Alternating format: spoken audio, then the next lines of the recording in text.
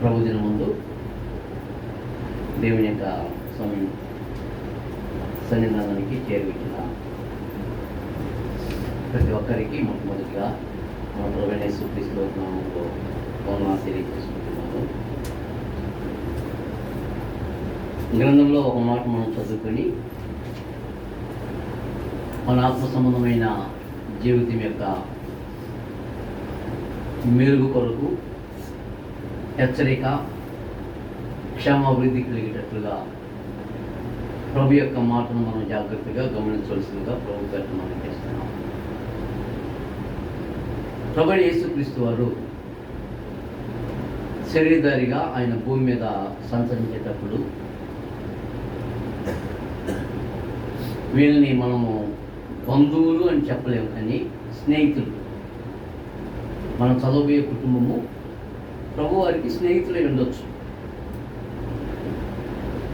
ఆయన మాటను గౌరవించేవారు. పైగా ఆయన తమ యొక్క గృహంలో ఉండాలని ఎక్కువగా ఆశించిన వారు. అయినప్పటికేమీ పెద్ద ధనికులు కాదు, ధనికమైన వర్గం కాదు. మనకులాగే ఒక సామాన్యమైన కుటుంబంగా ఉండొచ్చు. అలాంటి కుటుంబానికి ప్రభువైన యేసుక్రీస్తు వారు మార్గ మధ్యలో వెళ్ళేటప్పుడు ఆయన విశ్రాంతి తీసుకోవడానికి ఆ గృహానికి ఆయన పిలువబడ్డారు. పిలువబడినప్పుడు అక్కడ జరిగిన ముఖ్యమైన విషయాల్ని మనము పరిశుద్ధాత్ముడు లూకా గారి చేత మనకు మన ఆత్మ సంబంధమైన హెచ్చరికను పొందడానికి ఆయన మనకు దాన్ని దాఖలు చేయించాడు.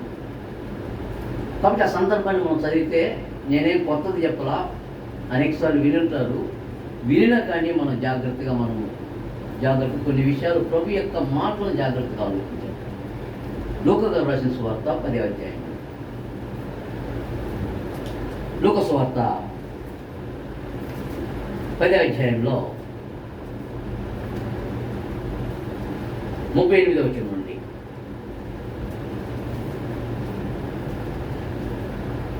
లూకా సువార్త.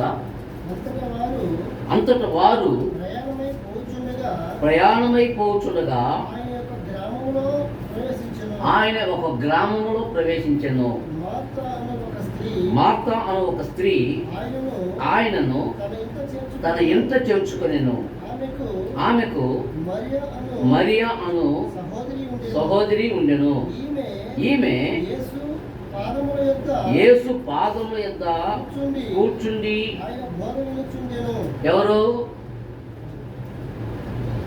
ప్రభు పాదాల దగ్గర కూర్చుని బోధ వినుచున్నాము. ఎవరు? మార్త. ఏం చదువుతా కూడా మీరు మోసపోయింది. సరే చూద్దాం. మార్త విస్తారమైన పని పెట్టుకున్నట్టు చేత తొందరపడి ఆయన ఎద్దుకు వచ్చి, ప్రభువా, నేను ఒంటరిగా పని చేయుటకు నా సహోదరి నన్ను విడిచిపెట్టినందున నీకు చింత లేదా? నాకు సహాయం చేయమని ఆమెతో చెప్పుమనెను. అందుకు ప్రభు,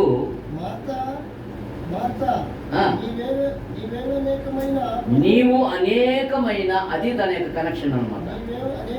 నీవు అనేకమైన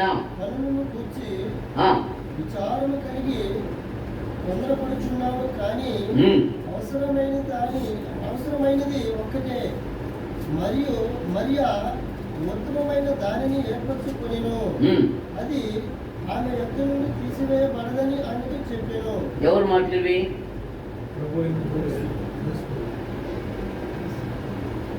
ఆయన ఎంత గనుడో ఇంతకు ముందు నేను చెప్పాను. నేను సమస్తము ఆయన మూలముగా కలిగి ఉన్నది ఏదియు ఆయన లేకుండా కలుగలేదు. తండ్రి యొక్క అభీష్టం ఏంటంటే తన కుమారుని ద్వారా సృష్టిని చేయించుకున్నాడు.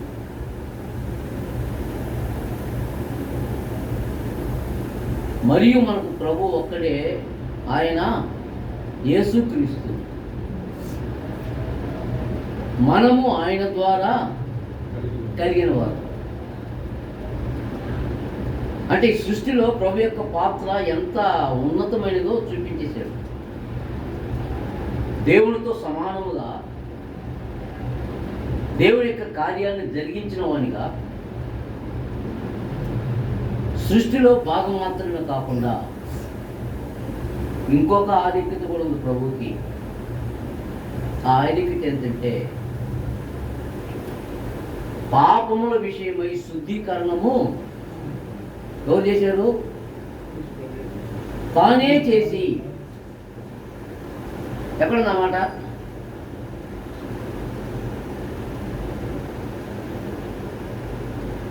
పూర్వకాలం ముందు నానా సమయంలో నానా విధములుగా ప్రవక్తల ద్వారా మన పితరులతో మాట్లాడిన దేవుడు ఈ దినముల అంతమందు తన కుమారుని ద్వారా మనతో మాట్లాడను. దేవుడి యొక్క మాటలు డైరెక్ట్గా వినిపించాలి మనకి. అదే చెప్పాడు ప్రభు, మీరు ఏ కాలమందు ఆయన యొక్క స్వరము వినలేదు, ఆయన యొక్క స్వరూపమును మీరు చూడలేదు. అప్పుడు మాట్లాడిన స్వరం ఎవరిది? అంతే. అప్పుడు ఆయన ఎంత ఉన్నతమైన వాడో, ఎంత చిన్న ఇంట్లో ఉన్నాడో ఇప్పుడు మనం జాగ్రత్తగా ఆలోచన చేయాలి. చెప్పేది అర్థమవుతుంది కదా? సృష్టిలో ఆయన భాగం ఉంది. అంతేకాదు రక్షణలో, మానవుని రక్షించుటలో కూడా క్రీస్తు ప్రభు యొక్క భాగం ఉంది. నశించిన దాన్ని వెదికి రక్షించుటకు క్రీస్తు యేసు ఈ లోకమునకు వచ్చిన వాక్యము నమ్మదగినదియు పూర్ణంగీకారమునకు యోగ్యమునై ఉన్నది. తిమోతికి రాసిన మొదటి పత్రిక. పాపులు రక్షించడానికి, నశించిన దాన్ని వెదికి రక్షించడానికి ప్రభువు యేసుక్రీస్తు వారు భూమి మీదకి వచ్చారు. మూడో కార్యం కూడా ఉంది. నా ఇష్టము నెరవేర్చుకుంటకు నేను రాలేదు, కానీ నన్ను పంపిన వాని యొక్క చిత్తమును నెరవేర్చుటకు నేను పరలోకం నుండి దిగి వచ్చింది. ఇలాగ ప్రభువు యేసుక్రీస్తు వారి యొక్క ఆయన యొక్క ఔన్నత్యాన్ని మనం మాట్లాడుకుంటూ పోతే నిజంగానే అది చెప్పాడు, యోహాను గారు చెప్పాడు కదా, ఆయన వివరించి వ్రాసిలా అట్లు రాయబడిన గ్రంథము భూలోకమైనను చాలదని నాకు తోచున్నది. వాస్తవమే. 2000 సంవత్సరాల నుంచి బోధకులు బోధిస్తూనే ఉన్నారు. ప్రభు వెళ్ళిపోయిన తర్వాత ఎన్ని సంవత్సరాలు మాట్లాడాడు ఆయన? భూమి మీద ఎన్ని సంవత్సరాలు మాట్లాడాడు? 33 సంవత్సరంలో కాదు, 3.5 సంవత్సరం మాకు చేసిన బోధ అంతే. 3 సంవత్సరాలు చేసిన బోధకు 2000 సంవత్సరాలు తాకలేకపోతుంది. అంత ఔన్నత్యం కలిగిన బోధ పరలోకం నుంచి ఆయన తీసుకొని వచ్చాడు. అలాంటి మహనీయుడు ఒక పేదల కుటుంబంలో భోజనం చేయడానికి, పడుకొని నిద్రపోవడానికి ఆయన ఆ ఇంటికి వచ్చినాడంటే యేసు ఉన్న ఇల్లు ఎంత దీవించబడద్దో ఆలోచన చేయాలి.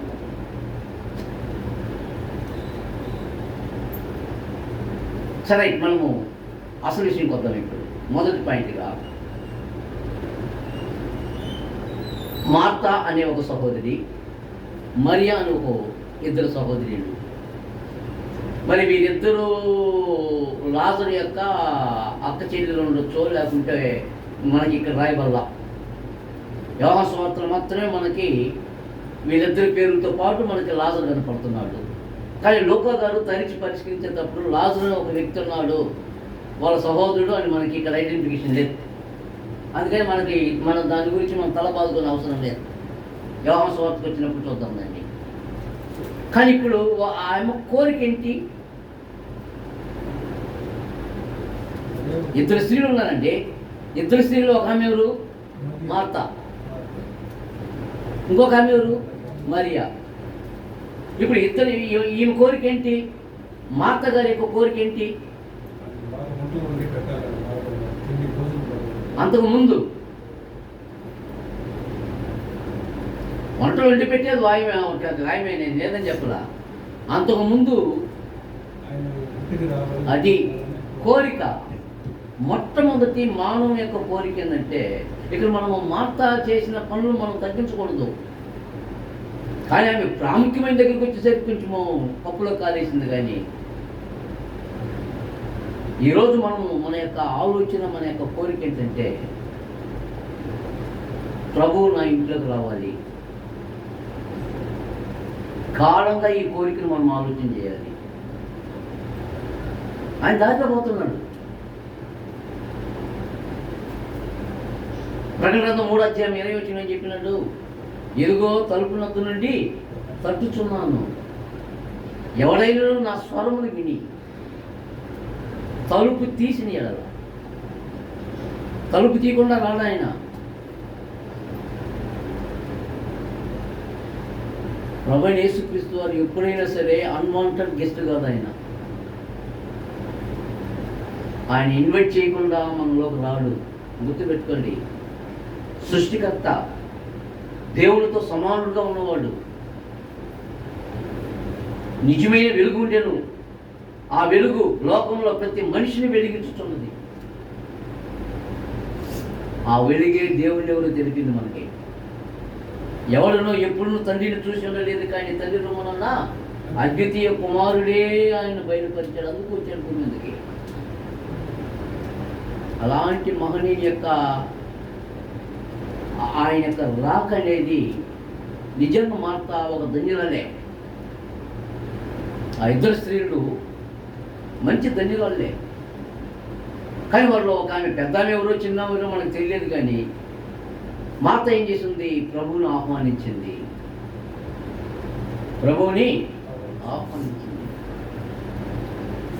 ప్రభువుని ఆహ్వానించిందంటే ఏ ఉద్దేశంతో ఆహ్వానించవచ్చు? రైట్, కొన్ని ఆహ్వానాలు మనం గ్రంథంలో చూస్తుంటాం.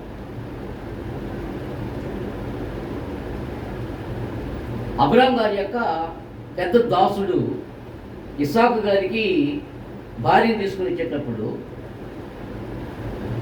తను ఆహ్వానించబడ్డాడా? ఎవరి చేత ఆహ్వానించబడ్డాడు? మనం పెద్ద పెద్ద మీటింగ్లకి పెద్ద బోర్డుగా ఈ పెయింటింగ్ చేసి ఉంటుంది. ఏమని? యెహోవా వలన ఆశీర్వదింపబడినవాడా. చల్ల మీరు ఇప్పుడు ఏదో అంత కొత్తగా ఉన్నట్టుంది ఈరోజు. నేను చల్ల ఆదికాండము 24వ అధ్యాయము.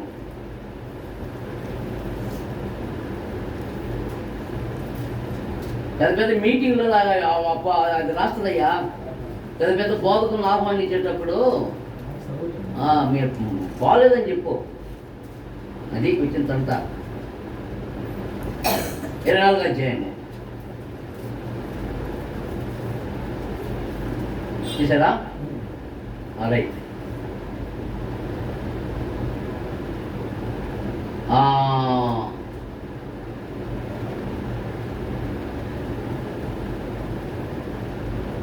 ఎక్కడ అన్నమాట? 24వ అధ్యాయంలోనే.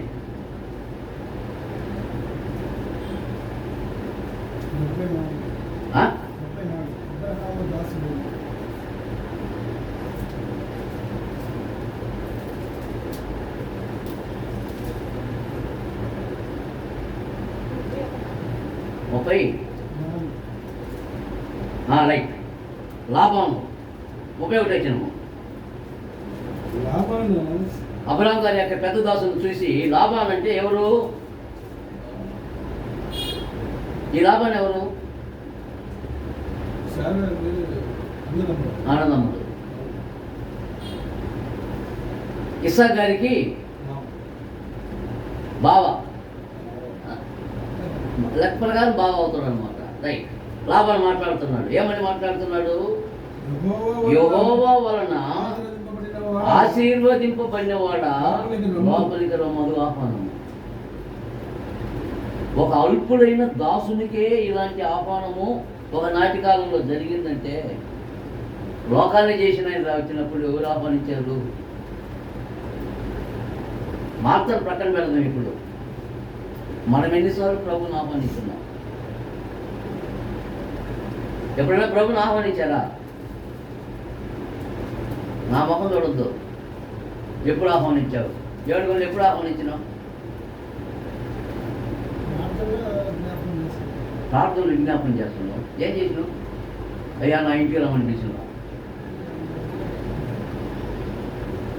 ఇది సిస్టమేటిక్గా మనం ఆలోచన చేయాలి.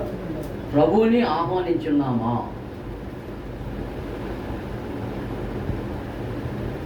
మనలోనికి ప్రభువుని ఆహ్వానించున్నామంటే ఎంతమందికి అనుభవం ఉందో జాగ్రత్తగా చూద్దాం. ప్రభువుని ఆహ్వానించడం అంటే దాని అర్థం ఏంటంటే ఆయనే చెప్పాడు. నన్ను ఆహ్వానించడం అంటే అర్థం ఏంటంటే మత్తయి సువార్త 25వ అధ్యాయము, మత్తయి సువార్త 25వ అధ్యాయము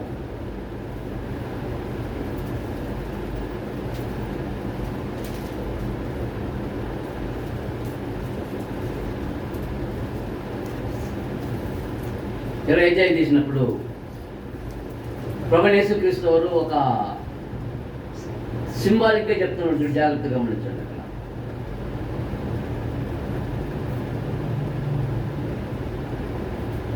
రైట్ 33వ వచనం నుండి.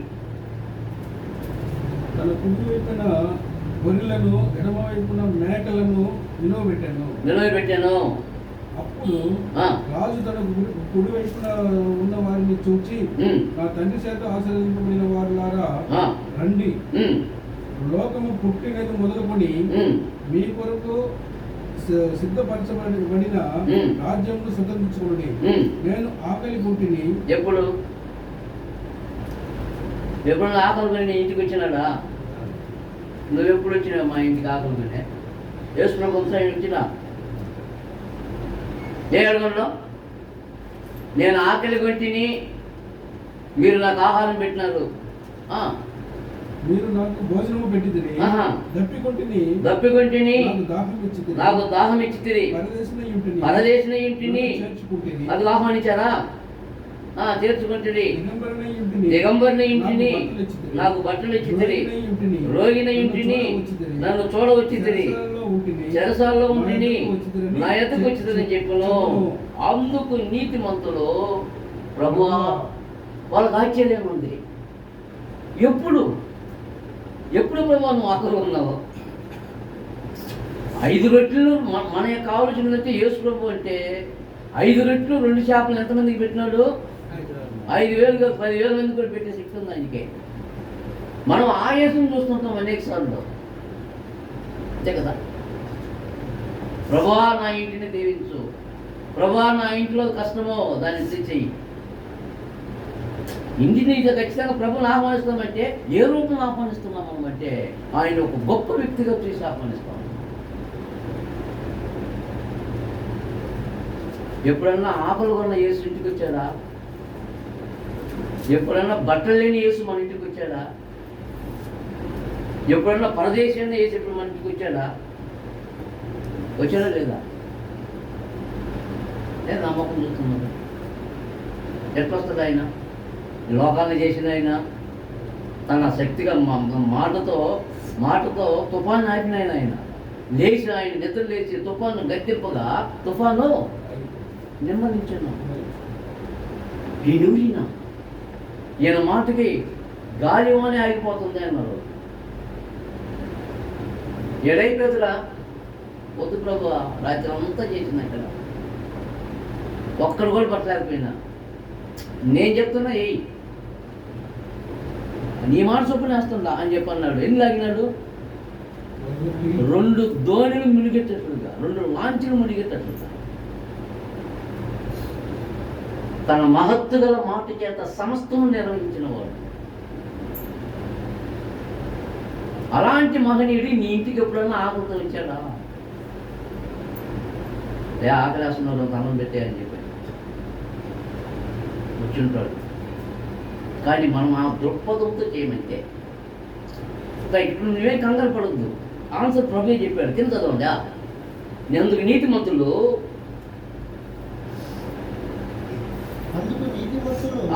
నీతిమంతులు ప్రభువా, ఎప్పుడు నీవు ఆకలిగా నీతో చూసి నీకు ఆహారం ఇచ్చితిమి, నీవు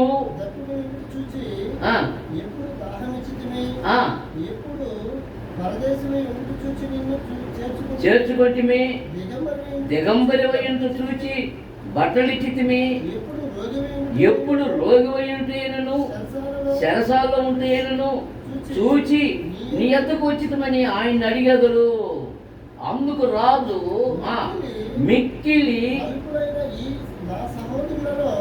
ఎవరో అల్పులంటే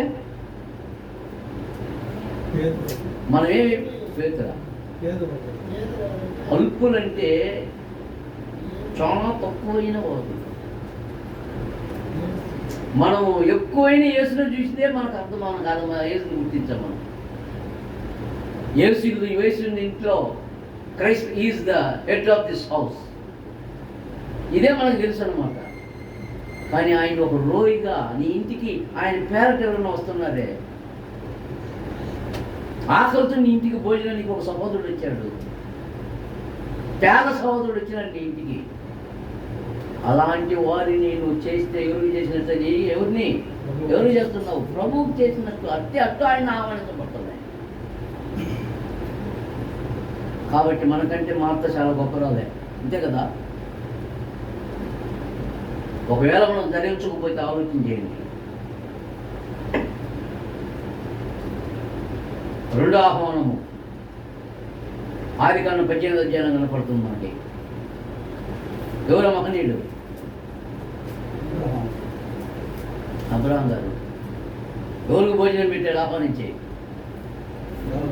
ఆతిథ్యము చేయ మరొకడి కొందరు తెలియకయే ఎవరికి చేశాడు?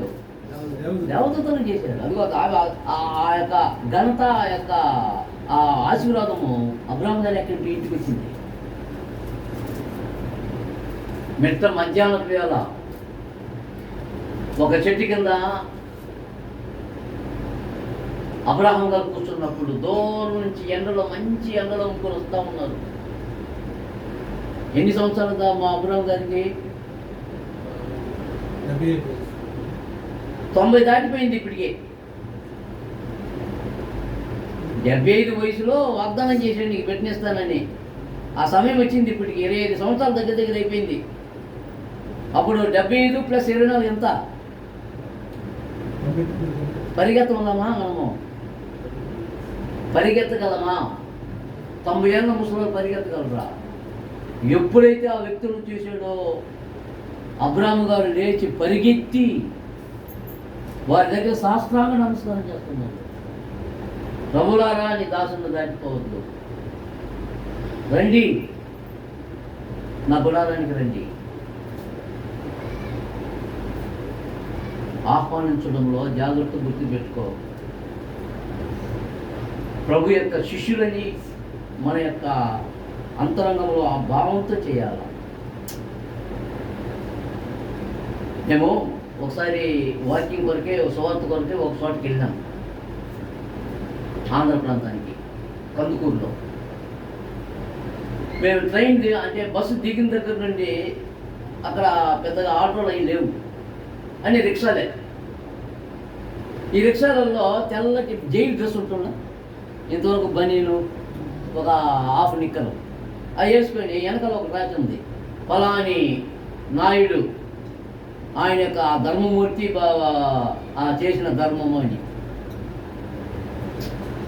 ఆ 3 గంటల బండి ఎవరు ఇచ్చారు? డొనేషన్ ఇచ్చారనమాట వాళ్ళకి, ఒక అధికారి. ఆ పేరు పెట్టింది, ఆయన పేరు పెట్టింది అనమాట. ప్రతి వ్యక్తి మీద అదే ఉంది. నాకు అప్పుడు ఒక మాట జ్ఞాపకం వచ్చింది, మనుషులు కనపడవాలని మీ యొక్క ధర్మకార్యాలు చేయొద్దు. అదేలాగా మన మనసులో కూడా ప్రభు యొక్క శిష్యుడు అనేది మన అంతరంగంలో పెట్టుకొని గొప్పల కొరకు కాకుండా నాకు నీతి ఆలోచించబడ్డంటే చెప్తున్నాడు. ఎవరు అడిగిన మాట? ప్రభువా. అందుకు నీతిమంతులు ప్రభువును చూసి ఏమన్నారు? నువ్వెప్పుడు ఆకలిగా ఉన్నావు. వాళ్ళు ఎవరు? నీతిమంతులు. ఎట్లా నీతి వచ్చింది వాళ్ళకి? ఎట్లంటే వారు పేదవాళ్ళకి చేసిన, ఒక కుష్ఠరోగికి చేసిన, లేదు ఒక వ్యాధిగ్రస్తుకే చేసిన, లేదు ఒక సర్వసాధారణమైన వ్యక్తికే, దేవుని ఎదుగుని వ్యక్తికే చేసిన. ఎవరు నామం చేయాలి? ప్రభువు నామం చేయాలనే అంతరంగంలో ఆ ఆలోచన రావాలి. అలాగూ మనం ఎప్పుడైతే చేస్తామో మార్త దగ్గరికి వచ్చేసాం మనం.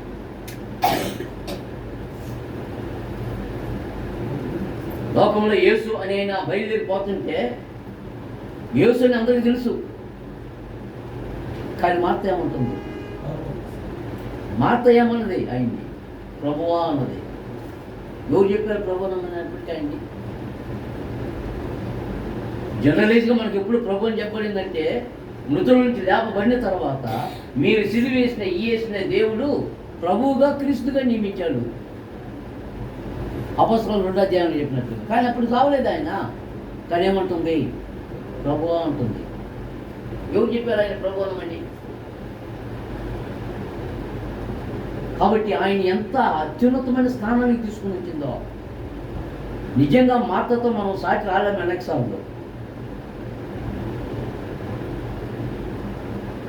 కానీ ఎట్లుందంటే ఇది చదివితే మనకు అర్థమవుతుంది. ప్రకటన గ్రంథం 2వ అధ్యాయం 1వ వచనం నుండి.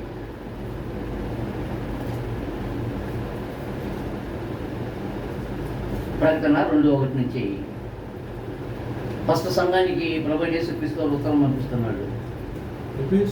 ఎఫెసులో ఉన్న సంఘపు దూతకు ఎలాగూ రాయి, 7 నక్షత్రములు తన కుడి చేత పట్టుకొని 7 దీప స్తంభముల మధ్య సంచరించువాడు చెప్పు సంగతులు ఏమనగా, బాగా గమనించండి దగ్గర నుంచి, నీ క్రియలను, నీ కష్టమును, నీ సహనమును నేను ఎరుగుదును.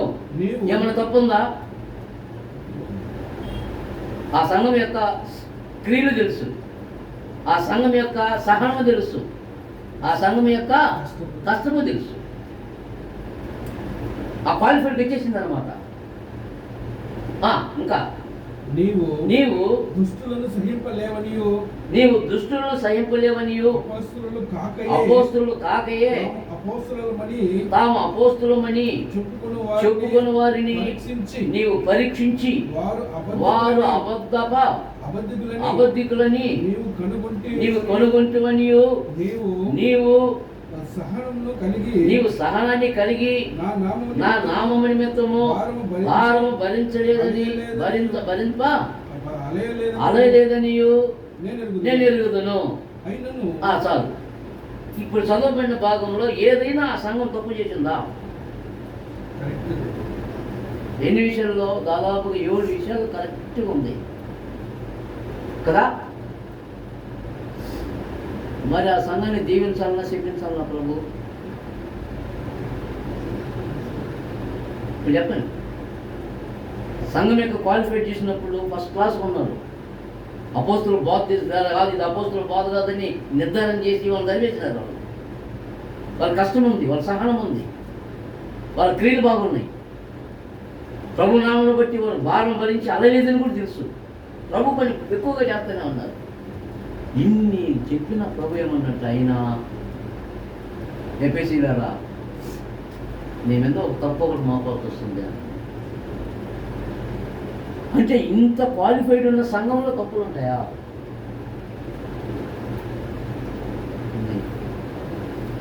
ఎందుకంటే యోహానికి తెలియదు. యోహాన్ అప్పటికి అక్కడ సంఘ పెద్ద ఎఫెసులో పద్మాస్ దీపంలో ఉన్న యోహాను గారు అక్కడి నుంచి వచ్చింది. ఆయనకే చెప్తున్నాడు, యోహాను ఒకసారి కొను తీసుకుని చూడాలి, అనుకుంటూ బాగుంది అనుకుంటున్నాను ఈ సంఘము. కానీ మొదట నీకున్న ప్రేమను నీవు వదిలితినవని నీ మీద నేను ఒక తప్పు ఒకటి మోపాల్సి వస్తుంది. పెసిలాగా ఆదిలో మొదటగా సంఘం స్థాపించబడినప్పుడు నీ ప్రేమ ఎంత ఔన్నత్యంగా ఉన్నదో, నీవు ప్రేమ చూపించడంలో, సహోదరులను చేర్చుకోవడంలో, సహోదరులను ఆదరించడంలో, సహోదరులను ప్రేమించడంలో నువ్వు ఎంత ఉన్నతమైన స్థితిలో ఉన్నావో. ఏది మరి ఆ ప్రేమ? సహోదరులు రాకపోతే రాలేకో మనకి ఎందుకు కదా. ఒక సహోదరుడు నలిగిపోతుంటే వాడికి అట్నే కావాలి. మనం చెప్పిన మాట నిండే ఆవిడ కాబట్టి అట్నే కావాలి. దేవుడే చూసుకుంటుంది. ఇది ప్రేమ. అది అనమాట కంప్లైంట్ ఎఫెసు మీద. కానీ ప్రభు చెప్తున్నాడు, నేను ఆకలిగా ఉన్నా, రోగిని ఉన్నా, చెరసాల ఉన్నా, నేను పరదేశిని ఉన్నా, నన్ను మీరు ఆదరించినారు. వీటన్నిటికి చేయడానికి కారణం ఏంటంటే ప్రేమ. నేను యేసు యొక్క శిష్యుడిగా నేను గుర్తించబడాలంటే ఒకే ఒక మార్గం ఏంటి? ఒకే ఒక మార్గము. ప్రభు ఏం చెప్పినాడు చూద్దాం. యోహాను సువార్త 13వ అధ్యాయము. అది లేకపోతే మనం క్రీస్తు యొక్క శిష్యులుగా మనం పరిగణించబడము. యోహాను సువార్త 13వ అధ్యాయము.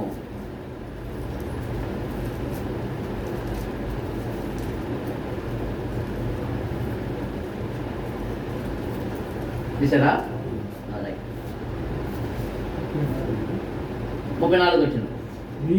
మీరు ఒకరినొకరు ప్రేమింపవలనని మీకు క్రొత్త ఆజ్ఞ ఇచ్చుచున్నాను, నేను మిమ్మల్ని ప్రేమించినట్లు. అది ఇంపార్టెంట్ అన్నమాట. ప్రేమించడం కాదు అయ్యా, ప్రేమించడం కాదు. అది దట్స్ ద సెకండ్ థింగ్. ప్రేమ అనేది ప్రభువు ప్రేమించినట్టు ఉండాలి. అది ఇంపార్టెంట్. మన మార్గం ప్రేమ, యేసుని ప్రేమ. ఇది ఎవరు ఇవ్వలేనిది. అన్నదమ్ముల ప్రేమ, తల్లి ప్రేమ, భార్య ప్రేమ, తర్వాత మిగతా వాళ్ళకి అన్ని ప్రేమలు ఎంచినాం మనం. కానీ క్రీస్తు ప్రేమ వేరుగా ఉంది.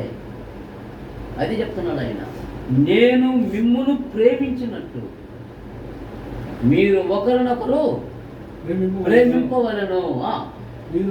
మీరు ఒకరి ఎడల ఒకడు ప్రేమ గల వారైన ఎడల దీనిని బట్టి మీరు నా శిష్యులని. ఎవరు అందరంటే ఎవరు? సహోదరులా? కాదు, లోకస్తులు. మనము క్రీస్తు యొక్క శిష్యులుగా పెనవేయబడిన శిష్యులుగా ఒకరు మనం సహోదరులుగా చూపించుకునే ఆ యొక్క ప్రేమ అనేది, దాన్ని ఏమని చెప్తున్నారంటే లోకస్తులు, ఇది క్రీస్తు ప్రేమ అంటే. వీళ్ళ గురువు వీళ్ళకి కదా ప్రేమించింది. కాబట్టి ఒక సహోదరుని క్రీస్తు నామములో వచ్చిన పేదవాడిని నేను ఆదరిస్తున్నానంటే ఎవరు ప్రేమతో చేయాలి? నేను క్రీస్తుకు చేస్తున్నా. బట్టలు ఇస్తే నా పేరు రాకూడదు. ఎవరి పేరు రావాలి? ప్రభు పేరట. మీ ఎదుకు వచ్చిన పరదేశికి నా పేరట గిన్నెలు మంచినీళ్ళు ఇస్తే వాడు తన ఫలాన్ని పోగొట్టుకోడు. ఎవరి పేరట? ప్రభు పేరట ఉండాలి. కాబట్టి క్రీస్తు ప్రభు సంఘంగా మనం ఏం చేస్తున్నామంటే, మేము సహాయం చేయలేదని చెప్పలేం, దాన ధర్మాలు చేయలేదని చెప్పలేం, చేస్తున్నాం. కానీ అది మన కొరకు చేస్తున్నామా, ప్రభు కొరకు చేస్తున్నామా? ఇది తేడా, ఇంకేంటి. ఎఫెసు సంఘాన్ని ప్రభు గద్దించినట్లుగా అన్నీ బాగున్నాయి, కానీ ప్రేమ లేదు. మార్తమ్మకి అన్నీ బాగున్నాయి, ప్రభు నామోచ్చడంలో ఆమె చూపించిన ప్రేమ అంతెంత కాదు. ప్రభుకు రుచిగా భోజనం చేయాలి. ప్రభు నా ఇంట్లో నుండి బయటికి పోయేటప్పుడు ఆయన తృప్తిగా వెళ్ళాలి.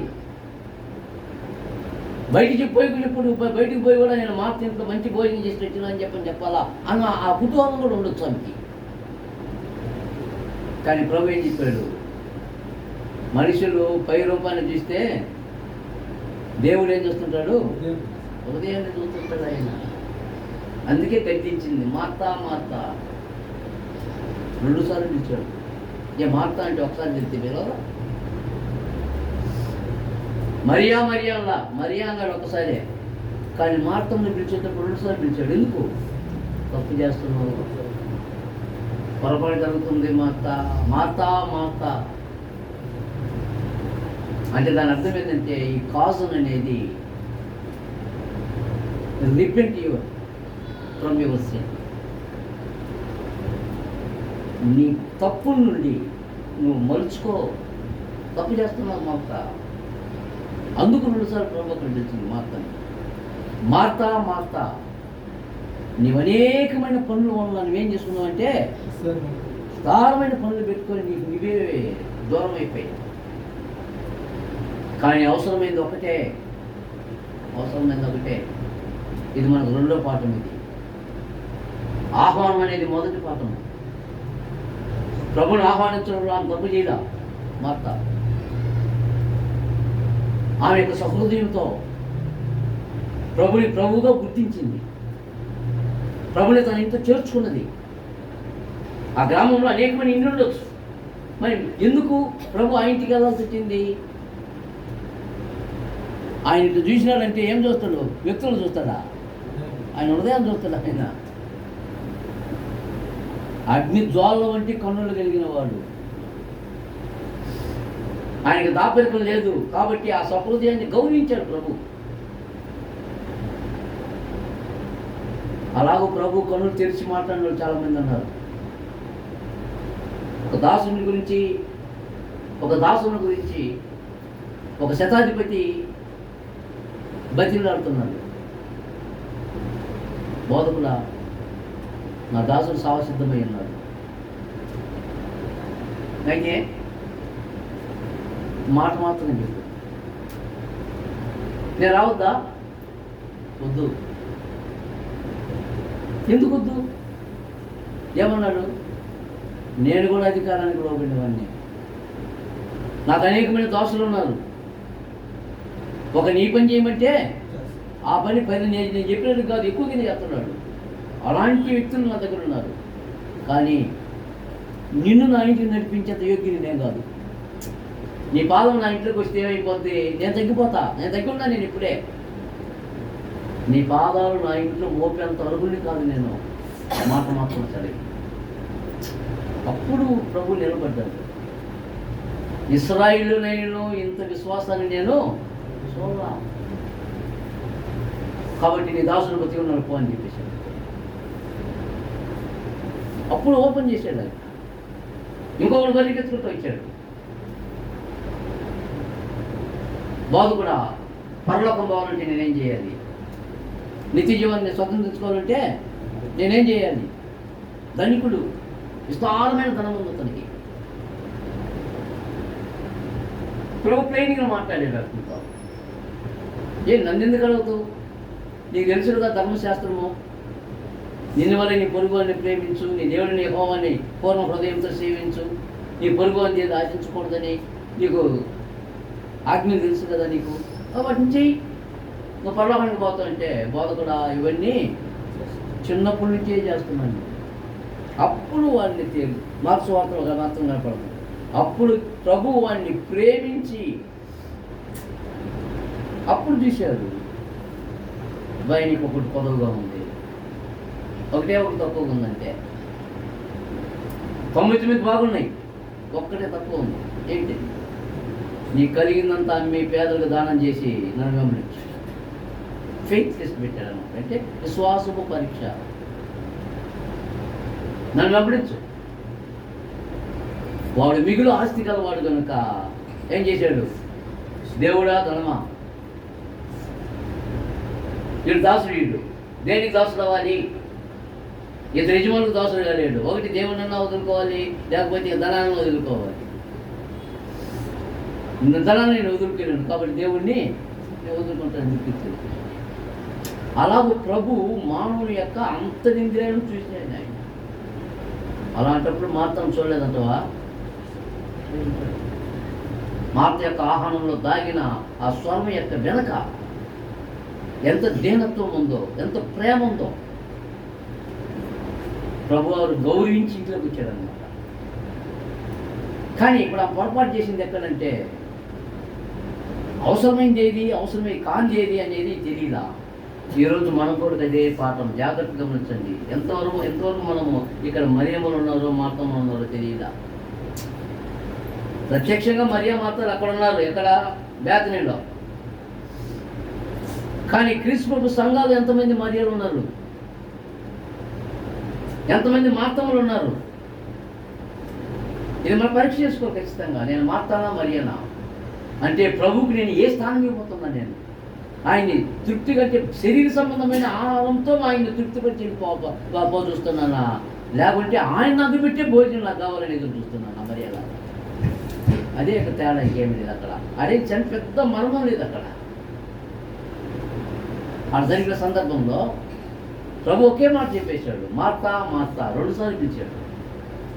నీవు అనేకమైన పనులు పెట్టుకొని నీ భారంలో నీ హృదయంలో ఏం చేసినావు అంటే ప్రతిదాన్ని భారంగా పెట్టుకొని తిరుగుతున్నావు.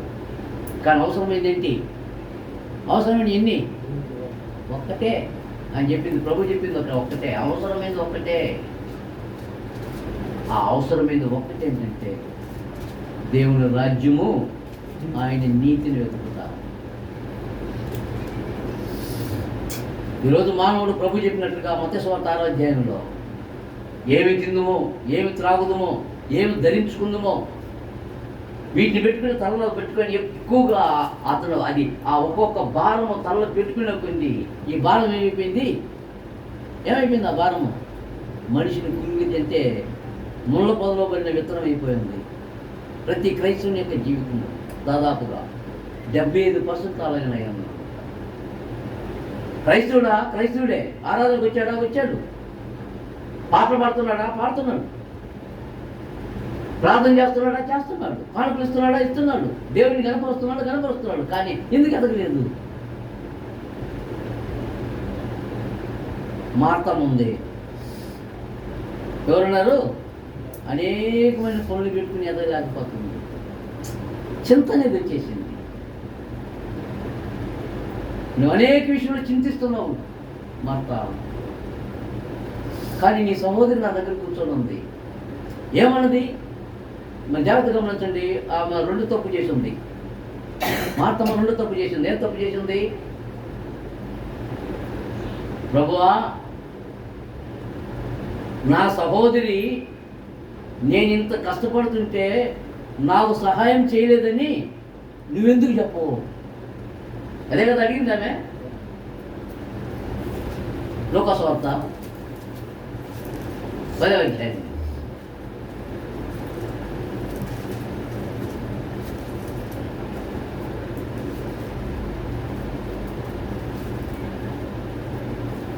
నలభై వచనంలో మార్త విస్తారమైన పని పెట్టుకుంటే చేత తొందరపడి ఆయన ఎద్దుకు వచ్చి ప్రభువా, నేను ఒంటరిగా పని చేయుటకు నా సహోదరి నన్ను పెట్టినందున నీకు చింత లేదా? ఆయనకేం చింత?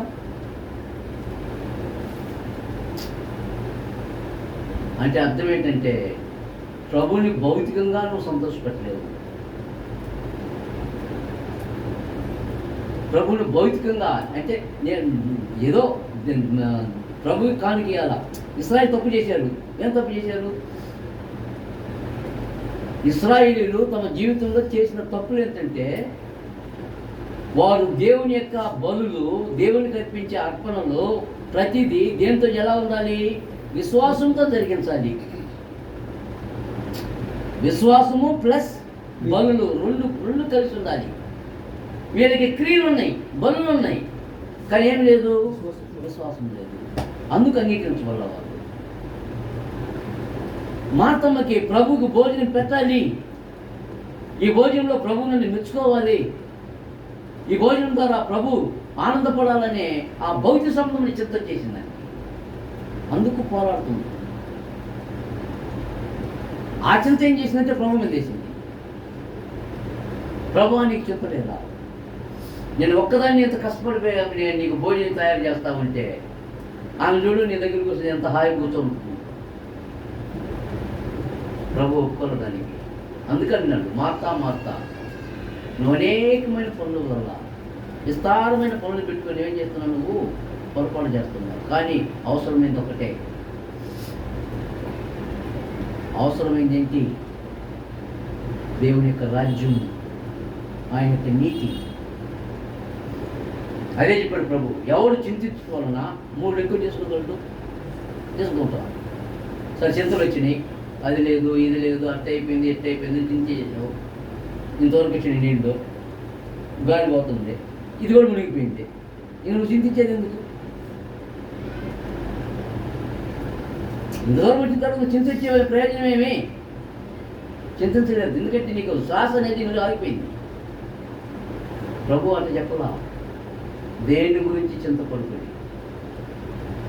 చింతలు ఉంటాయి ఆటోమేటిక్గా. ఒక క్రైస్తవుడు ఉన్నప్పుడు ఖచ్చితంగా ఎప్పుడు ఆశ్చర్యం పడినవాడే, ఆత్మ సంబంధంగా ఆశ్చర్యం పడినాడు క్రైస్తవుడు. కానీ భౌతికంగా 73 కీర్తనలు చెప్పినట్లుగా భక్తిహీనులు నా కంట క్షేమం నా కంట పడినప్పుడు నాకు కడుపు మంట ఉన్నది. ఏమి? వాడు భక్తిహీనుడు. మొదట వాడు హాయిగా ఉన్నాడు, వాడు మిద్దుల మీద కట్టుకో ఉన్నాడు, కారు బంగాలు తిరుగుతున్నాడు. మరి నాకు తినేదానికి అన్నం లేదు, కట్టుకోవడానికి బట్టలు లేవు, ఉండడానికి మంచి ఇల్లు లేదు. ఇదేంటిది? నేను భక్తిగా ఉంటేనే తప్పైందా? వాడు చూడు దేవుని యొక్క భయమే లేకుండా ఎక్కడ తిరుగుతున్నాడు అని ఈ విషయం ఆలోచన చేయాలి. ఎక్కడ? దేవుడి సన్నిధికి పోవాలి. అప్పుడు దేవుడి సన్నిధికి వచ్చిన తర్వాత దేవుడు చెప్తున్నారు, పిచ్చాడా నువ్వు దాని గురించి నువ్వు అవసరపడుతున్నావా? వాళ్ళు ఎక్కడ పెట్టినాను చూడు. ఎక్కడ పెట్టాడు? కాలు జారు చూపుతున్నారు. ఎప్పుడు పడతారో వాడికి తెలియదు. కానీ నువ్వు అలాంటి కాదు ఆసాపు, నువ్వు భక్తుడివి, అనుభవించేదా. లోకంలో మీకు శ్రమ, లోకంలో మీకు శ్రమ. అయ్యా నాకు శ్రమ అయితే నాకు ఆనందం ఎక్కడో చూడు.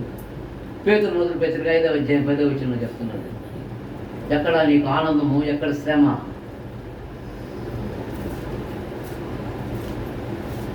పేతురు రాసిన మొదటి పత్రిక 5వ అధ్యాయము 10వ వచనం.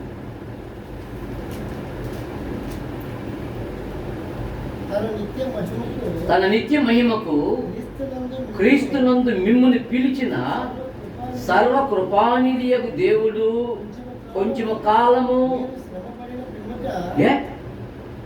దేవుడికి తెలియదా మనం శ్రమ పడేది? ఆయనే చెప్తున్నాడు, పడండి ఇక్కడనే. కొంచెము కాలము మీరు శ్రమ పడిన పిమ్మట తానే మిమ్మును పూర్ణులుగా చేసి సిద్ధపరిచి బలపరుచును. కాబట్టి ప్రతి క్రైస్తవుడు భూమి మీద శ్రమలనే మార్గంలోనే వెళ్ళాలి. శ్రమ లేకుండా నాకు పరిపూర్ణత రాదు అనేది దేవుని యొక్క గ్రంథము. దేవుని కుమారుని ద్వారా మనకి త్యాగం అవసరమైనది ఒక్కటే, మరియ ఉత్తమమైనదని ఎన్నుకున్నది. ఉత్తమమైనది ఎన్నుకున్నదని చెప్పి ఇప్పుడు ఏం చేస్తున్నాడంటే, ఇప్పుడు జాగ్రత్తగా ఏం చెప్తున్నాడు ఇక్కడ, మార్త హృదయం అనేది బాగానే ఉన్నప్పటికీ కానీ అయితే ఆ హృదయంలో ఏమయ్యాలి?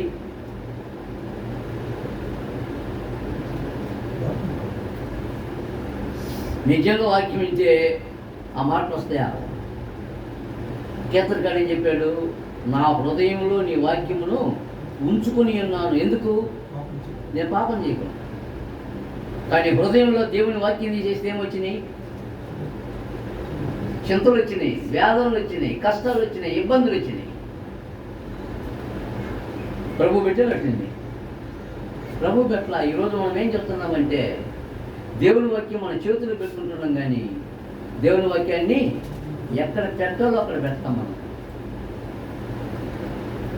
ప్రభు చెప్పినట్లుగా దీపం వెలిగించి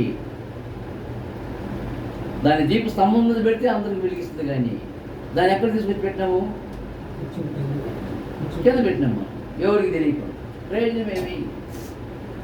దానివల్ల ప్రయోజనం లేదు. వెలుగు అనేది ఇతరులకి మేలు చేయడానికి. అదే ప్రభు చెప్పింది అక్కడ. ఆయన మేలు చేయడానికి వచ్చింది భూమి అందరికి. అసలు మేలు ఆమెకు తెలుసు, కానీ చేయలేకపోయింది. ఎందుకు కారణం ఏంటంటే హృదయంలో అనేకమైన చింతలు పెట్టుకుందో. ఈరోజు మనం కూడా ఏం చేస్తున్నామంటే, లోకులతో కలిసి ఆరాధనకు వస్తున్నాం, లేదన్నా పాటలు పాడుతున్నాం, ప్రార్థన చేస్తున్నాం, బోధన చేస్తున్నాం, అనేకమైన కార్యక్రమాల్లో పాల్గొంటూ మనం నిమగ్నం అవుతున్నాం. కానీ హృదయంలో చింతలు, ఈ హృదయ చింత అనేది మనం ఏం చేస్తుందంటే ప్రభువుకు దూరం చేస్తుంది. ఏం చేస్తున్నామంటే, ఇప్పుడు ఒక క్రిమి ఉందనుకోండి, జ్వరం వచ్చే క్రిమి, టైఫాయిడ్ లేకుంటే డెంగ్యూ ఉంది, ఒక దోమ వచ్చేసింది. అది ఎంత ఉంటుంది క్రిమి తెలుసా? ఎంత? దేంతో చూస్తారు దాన్ని? మైక్రోస్కోప్ పెట్టి చూస్తారు అనమాట. మైక్రోస్కోప్ పెట్టి చూస్తేనే ఆ క్రిమి కనపడుద్ది. ఇప్పుడు ఆ క్రిమి కనపడేంత అర్థం ఏం చేసినాం మనము? భూతద్దం పెట్టినాం. మందు కూడా ఏం చేస్తామంటే, మందు కూడా చిన్నదే, చిన్న పొరపాటే మందు కూడా అనేక సార్లు. కానీ దాన్ని ఏం చేస్తున్నాం మనము? లోకమని అర్థం పెట్టినాం.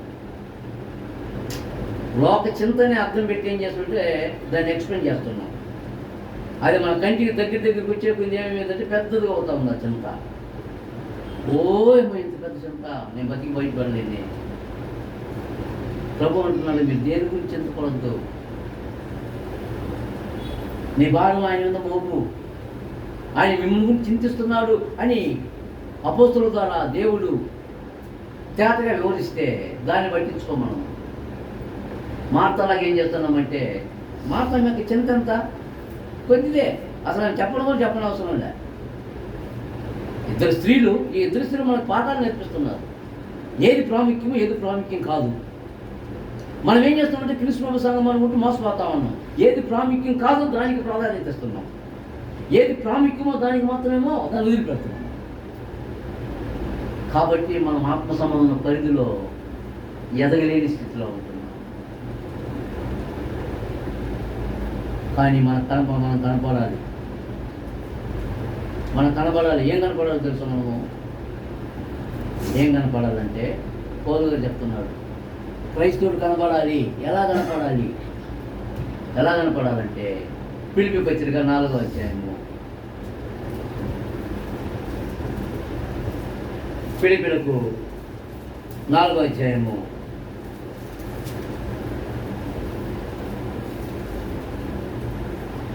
మంచి మాటలు పౌలు గారు తెలియజేస్తున్నారు. 4వ వచనం,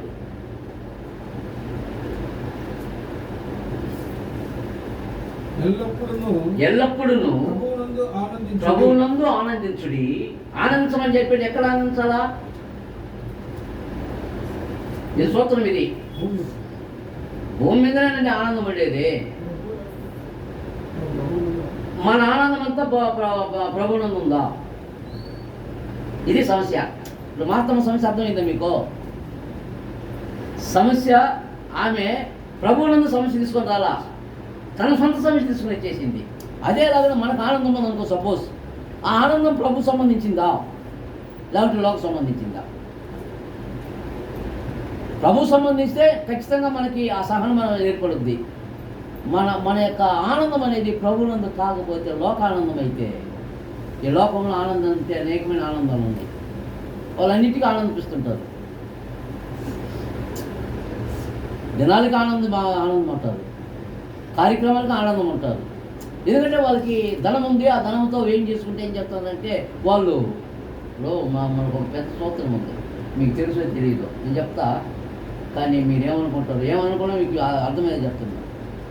ఒక జనాంగం ఉంది భూమి మీద, వాళ్ళకి బోరు కొడితేనంట చేతి నిండా ఇసుగు పోసుకొని ఇంటి మీద చదువుతుంటారు. తాటాక, మన ఊరికి సైడ్ తాటాకలు ఉంటాయి కదా ఇల్లు, చేతి నిండా ఇసుగు పోసుకొని పైన వెళ్ళి ఆ ఇసుక గలగలగల శబ్దం చేసుకుంటూ వచ్చేటప్పుడు దానికి నవ్వుకుంటుంటాం. తెలుసా మీకు? అది దాని ఎప్పుడన్నా మన ఊరి సైడ్ చెప్తారు ఎక్కువగా. అట్లా మనం ఏం చేసుకుంటామంటే ఈ లోకంలో పనికిరాని దాని కొరకు నవ్వుకుంటా, పనికి వచ్చేదానికి చింతిస్తా. మార్తమ్మలాగా మనం ఏం చేస్తున్నామంటే దూరం అవుతున్నాము దేవుడి రాజ్యానికి. కానీ మరియమ్మ అలా చేయలా. మరియమ్మ ఉత్తమమైన దాన్ని తన మనోనేత్రం వెలిగించుకున్నది. ఆమె ఏమనుకున్నదంటే, మీరు జాగ్రత్త గమనించండి. నేను ముగిస్తాను. నేను మార్తమ్మ ఒకవేళ ఇంటికి పెద్దదే అయ్యి ప్రభుని తృప్తిపరచాలా అనుకున్న ఆమె యొక్క కాన్సెప్ట్ ఏంటంటే, నేను నా చేతి భోజనము ప్రభువు తిని ఆనందంగా బయటకు చెప్పాలని నా ఉద్దేశం. కానీ మరి అట్లా అనుకోవాలా. ప్రభు ఏం బోధిస్తాడో దాన్ని నా జీవితంలో వర్తింపజేసుకోవాలి. అంటే దేవుని రాజ్యం యొక్క ఆ సూత్రాన్ని గ్రహించేసింది ఆయమ్మ. కాబట్టి ప్రభు పాదాల దగ్గర నాకు మేలు. కాబట్టి ఈ భౌతిక సంబంధమైన ఆలోచన అనేది ఒక క్రైస్తవునికి మనకు ఎంతవరకు ఉండాలంటే మనం తినకూడదు తాకూడదని కదా దాని అర్థము. మనం ఏం చేసినా సరే మంచి ఆహ్వానమే, కానీ ఆ ఆహ్వానం అనేది ప్రభువుకి చేస్తున్నా నేను. ఆ విషయంలో బాగానే చేసింది మా అత్త. కానీ ఎప్పుడు చేసిందంటే ఆదంలాగా తప్పు అవ్వ మీద నెట్టేసినట్టుగా తట్టుకోలేక ఏం చేసిందంటే మరియమ్మ మీద పెట్టేసింది. నీకు చింతలేదా, నేను ఇంత కష్టపడుతుంటే చూస్తా ఉన్నవే నువ్వు. అప్పుడు ప్రభు మందలించాడు, మార్తా మార్తా తప్పు చేస్తున్నాను, అవసరమైంది మరి ఎన్నుకున్నది, అవసరం కానీ నువ్వు చేస్తున్నావు. భోజనం అనేది అవసరమే, కానీ భోజనము దేవుని రాజ్యానికి దేవుని రాజ్యము భోజనము పానము కాదు, కానీ ఏంటి? నీతి సమాధానం. అది మరియమ్మ ఎన్నుకున్నది. దీన్ని మనం ఎంతవరకు ఎన్నుకుంటున్నాం? చింతలు చేసుకుని భూతద్దాన్ని చూసుకుంటూ ఇంత దాన్ని ఇంత పెద్ద చేసుకొని దేవుని సన్నిధికి రాకుండా పెట్టుకుంటున్నాం అనేకసార్లు. చేస్తాం, కానీ మనకు పేరు వచ్చేటట్టు చేస్తాం. కాదు, నా పేరట గిన్నెడు నీళ్ళు ఇస్తే దాని ఫలం మీరు పోగొట్టుకోరు. ఎన్ని దైవరాజ్యపు సూత్రాలు ఇవన్నీ.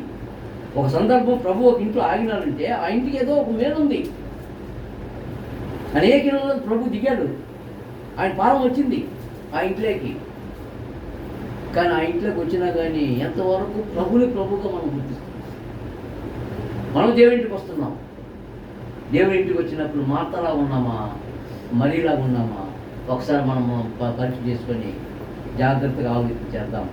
మార్త అనవసరమైన వాటికి ప్రాధాన్యత ఇచ్చింది, మరియా ప్రాముఖ్యమైన దానికి ప్రాధాన్యత ఇచ్చింది. మరి మనం దేనికి ప్రాధాన్యం ఇస్తున్నాం?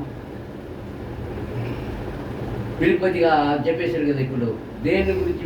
అక్కడ ఏమైంది? అక్కడ మీ సహనము సకల జనులకు, ఫిలిప్పీ 4:6 చెప్పింది, మీ సహనమును సకల జనులకు ఏంది? సకల జనులకు తెలియబడాల్సింది ఏంటి? మనము ఎంతమందికి భోజనం పెట్టినామో, ఎంతమందికి సహాయం చేసినామో, ఎంతమందికి మనము డబ్బులు ఇచ్చినామో, అది కాదు. చేయాల్సింది అది. కానీ తెలియబడాల్సింది సహనము. కష్టాలు, ఇబ్బందులు, వ్యాధులు వచ్చినప్పుడు ప్రభుని గుర్తించి ప్రభు పక్షంగా నిలబడేది కనబడాలి. అదే చెప్పాడు, నా నామము నిమిత్తము భారము భరించి నీవు అలయలేదని నాకు తెలుసు బాగా. అక్కడ బాగానే ఉంది సంఘము, కానీ ప్రేమ చూపించడం తగ్గిపోయి. మార్తమ్మ ప్రేమ చూపించడంలో పాస్ అయింది, కానీ సహనం దగ్గరికి వచ్చేసరికి ఫెయిల్ అయింది. అన్నీ కరెక్ట్గా ఉంటేనే, సమపాలు ఉంటేనే మనం దేవుని రాజ్యానికి సెటిల్ అవుతాం. ఏదైనా ఒకటి మించిపోతే మనకు ప్రభు చెప్తుంటాడు, ఇది తగ్గిపోయింది, జాగ్రత్త, దాన్ని సరి చేసుకో. 10 రైట్ చేసిన వాళ్ళు 1 రైట్ చేసుకోలేము. 9 కరెక్ట్గా చేస్తున్నామండి, 1 మనం ఇంకెంత మనకు తక్కువ. ఒక్కటే, ఆ 1 ఏమైంది? ఒకటికి భారమైంది. పరలోకం వచ్చిందా లేదా? పోయిందా రాదు? వచ్చిందా? ధనవంతుడికి పరలోకం వచ్చిందా పోయిందా? పోయింది. అట్లా చేసుకోవద్దు. అవసరమైంది ఒక్కటే అని ప్రభు చెప్పేశాడు. ఆ ఒక్కోసే ప్రభు పాద సన్నిధి. మీరు దేని గురించి చింతపడుకుని మీ చింత యావత్తు ప్రభు దగ్గర వేద్దాం. మరియమ్మకి చింతలు తీర్చిన ప్రభు మనకు తెలుస్తాడు. మన మార్తలాగా మనం విద్యుని పెంచి టెన్షన్ అవసరం లేదు.